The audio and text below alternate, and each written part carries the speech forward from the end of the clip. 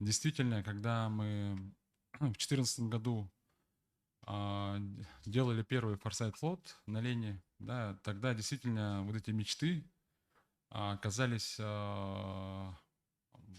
какими-то безумными. Многие люди, которые находились в этот момент на корабле, не верили в то, что мы там проектировали. Но удивительная вещь, вот Дмитрий Николаевич тоже все слушал, действительно, как говорила моя мама, там, бойся своих желаний, да, Толя, они могут сбываться. И действительно, вот миром-то правят мысли, мечты, желания. Вот мы многое что смоделировали. В 2014 году мы придумывали IT-парк, в котором сейчас находимся. В 2014 году мы придумывали индустриальный парк Ангаласы, который сейчас превратился в Тор Якутия.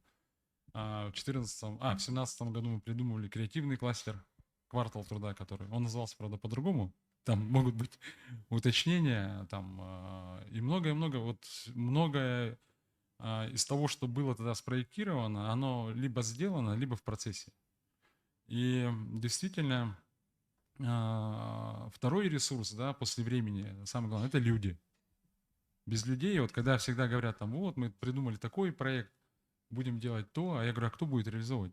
Кто возьмет ответственность на себя, да, и в прямом и переносном смысле, да, и будет это реализовывать? Это люди. А на Дальнем Востоке и на Севере люди самый ценный ресурс. Мы всегда говорили, там, люди дороже алмазов, потому что люди, без людей не будет жизни, не будет ни одного проекта.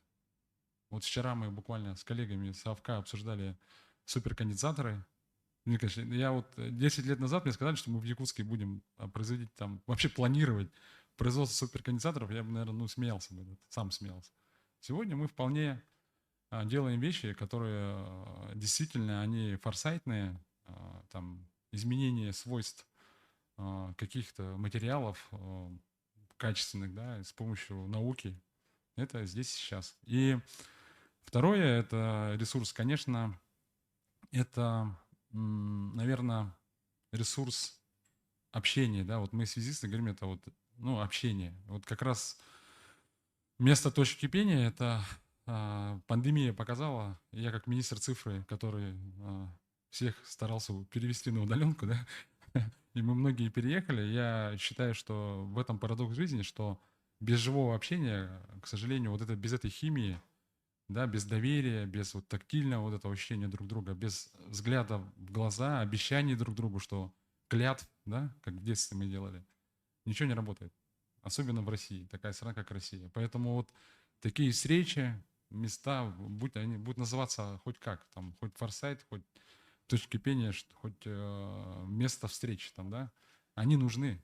Нам нужно встречаться в этой огромной стране, находить время, да, тратить эти ресурсы, поддерживать друг друга в это тяжелое время, непростое, да, и смотреть смело в будущее. Я поздравляю вас с тем, что у нас это получилось. Спасибо, друзья.